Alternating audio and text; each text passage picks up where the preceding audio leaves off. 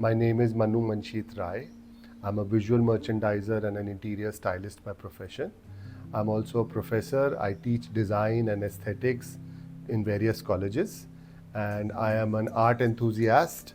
I used to paint as a young person. Now I collect a lot of art and buy a lot of art.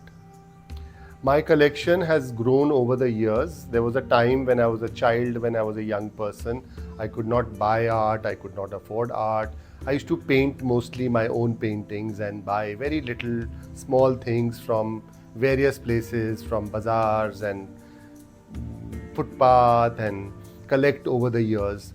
Later on, when I became a little more able to buy more art and be able to afford and invest in art, I started buying upcoming artists, unknown artists, students who were looking for a little extra money and all. I never thought about investing in art as a business or with the idea that who will grow, what will happen in time. I just went along as it came, as my aesthetics appealed me, as I felt like.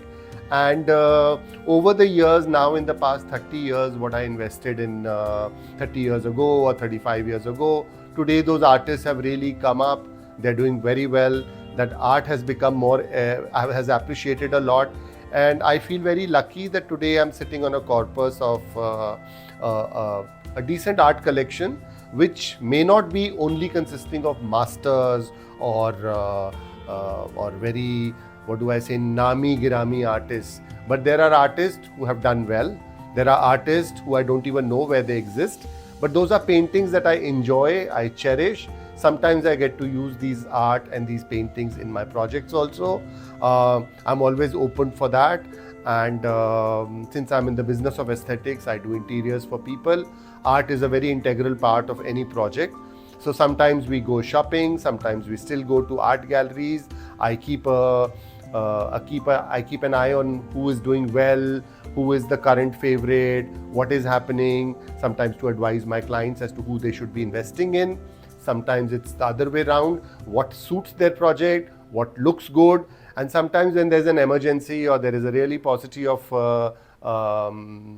buying art, I showcase my own collections also, my own archives, and sometimes we pick up stuff from there and use for my projects. So today I'd like to show you some of my art collection and my house, some of the places where I have curated and placed my art.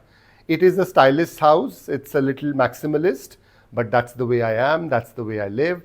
I'm very biased towards my Indian crafts, my pitchwais and my tanjors, and everything Indian is what appeals to me first.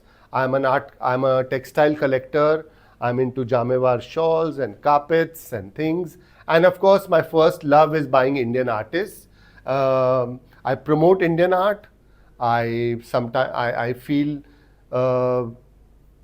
people should encourage our own artists, and this is a very favorite nook where all of us like to sit. This is a family space where a lot of these artists are my friends. Some of them I have acquired, some of them I've collected, and this is a favorite place where we love to sit and chat as a family.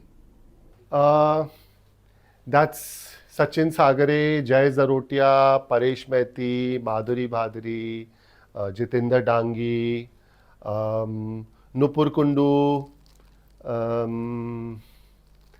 Seema Kohli, Lakshman Aile, Hussain Saab, right in the center.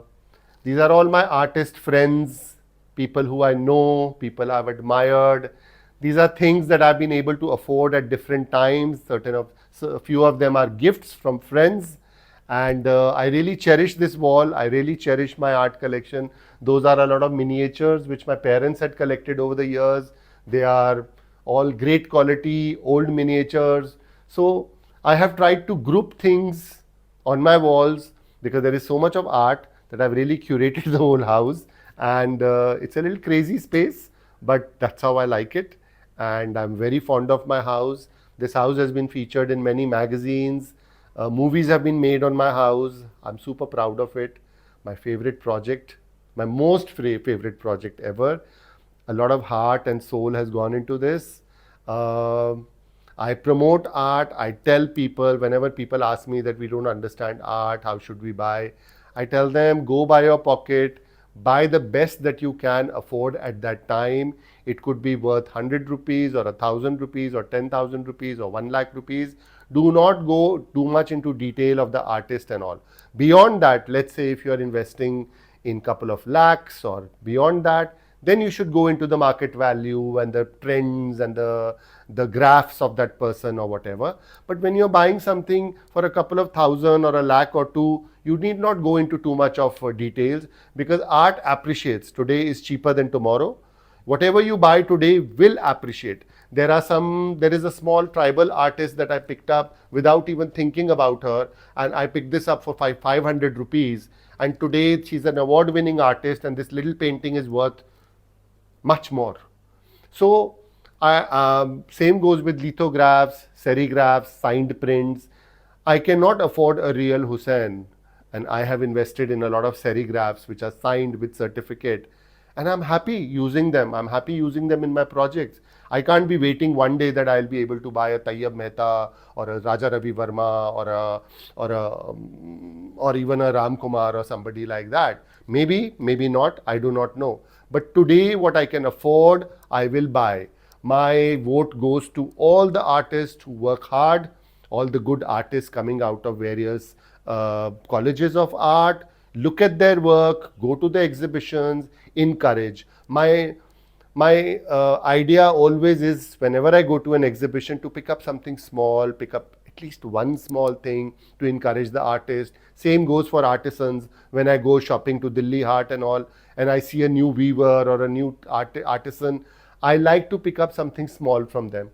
This is how my collection has become so large, and I have got a diverse range of products, textiles, artistic pieces, memorabilia, bric-a-brac, and these help me in my projects.